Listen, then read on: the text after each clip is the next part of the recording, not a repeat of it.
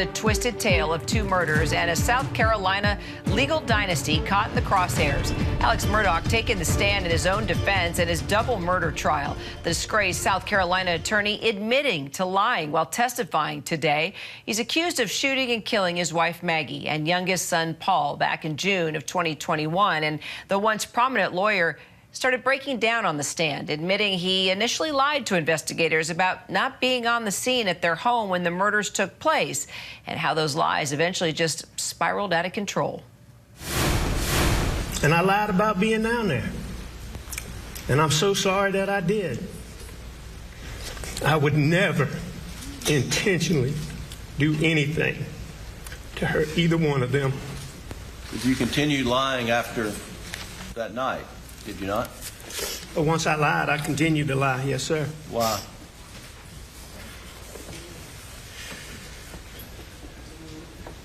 You know, oh, what a tangled web we weave. But once I told a lie, then I told my family I had to keep lying. Let's bring in ABC's Eva Pilgrim, who has been inside that courthouse in Waterboro, South Carolina, covering this from the beginning, along with trial attorney and host and legal analyst at Law and Crime Network, Terry Austin, also former defense attorney Bernarda Villalona. Eva, let's start with you. Just give us a feeling of what it's like inside that courtroom, especially when Alex Murdaugh took the stand. Well, there was a lot of anticipation that he would take the stand this morning, so the courtroom was packed, everyone watching and waiting to see. He appeared before the judge. They talked about the idea that he would take the stand, and then he told the judge himself he was going to do it.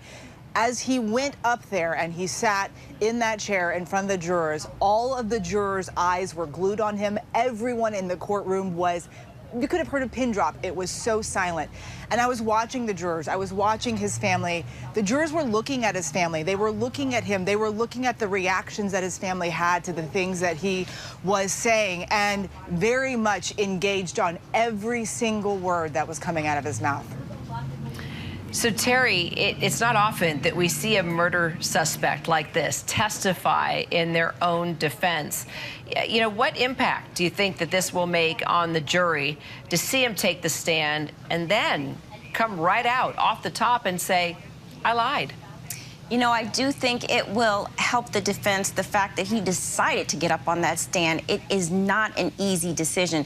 He did it because he knew he had to explain that big lie. He said he was not at the kennel, and he was. So he wanted to explain that. No one else could really explain but him. And he convinced his lawyers, I'm certain, that he needed to get up there and do it. So the first thing you heard him say was, I didn't kill them. And the second thing that the defense focused on was, were you at that kennel? I think he explained it as best he could. I don't know if the jury fell for it, but I think they have to be impressed that he was courageous enough to at least get up on that stand and give his side of the story. I mean, Bernarda, it was quite a shocking side to the story. He even went as far as saying, oh, the tangled web, you know, talking about all these lies that he told and just kept on going. Do you think this was smart for his attorneys to establish him as a liar, to put him on the stand like this?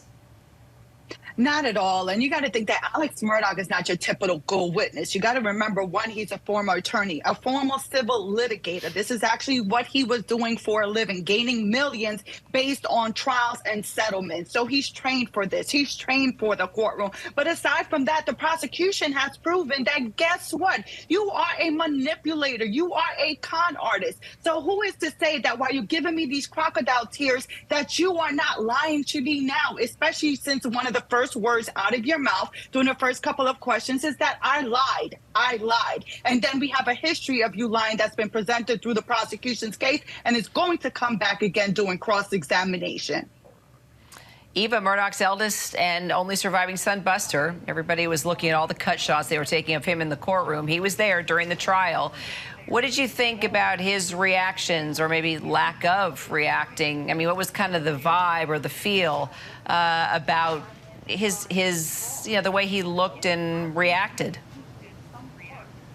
Well, he has been pretty stoic throughout this whole trial, and even on the time that he was on the stand. But I will tell you, I watched him today through some difficult moments, and some of the most emotion that we've seen from him. There was a point where they were talking about the 911 calls where his father first found the bodies of his mother and his brother, and he really, like, touched his eye and scratched his eye, and you could tell he started to wipe his eye.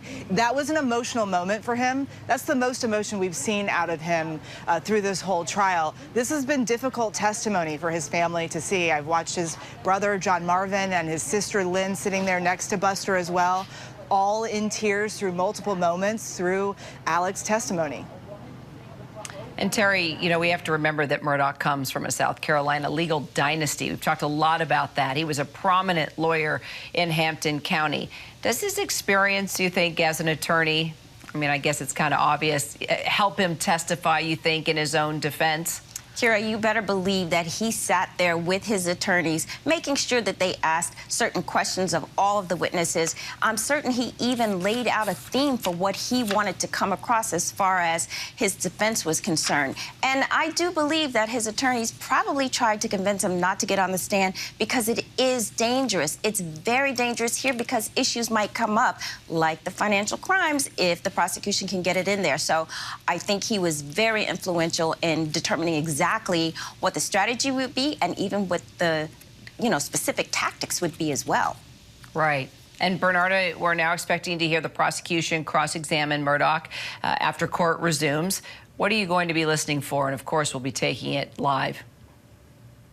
And of course, the defense, I think, still has another hour or so of direct examination. They're still touching upon what happened a few days after. They still haven't addressed the financial crimes itself, because you got to think, for the defense, you already know that he's going to be crossed on it. So you want to bring it out doing your own questioning so you can actually soften the blow. When it comes to the prosecution is going to confront him, and he's going to confront him with his prior statements, because we know from the statement from August 11th, from that videotape statement, plus the ones that he provided to law enforcement, as well as the 911 call. So all of that he's going to be confronted with. But also the number one question, while he addressed that he changed his clothes, guess what he didn't answer? Where are those clothes? And I'm sure that the prosecution is going to try to question him on that and see if they get a direct response for the jury to actually see, where are those clothes? All right, Terry Austin, Bernarda Villalona, also Eva Pilgrim, thank you all so much.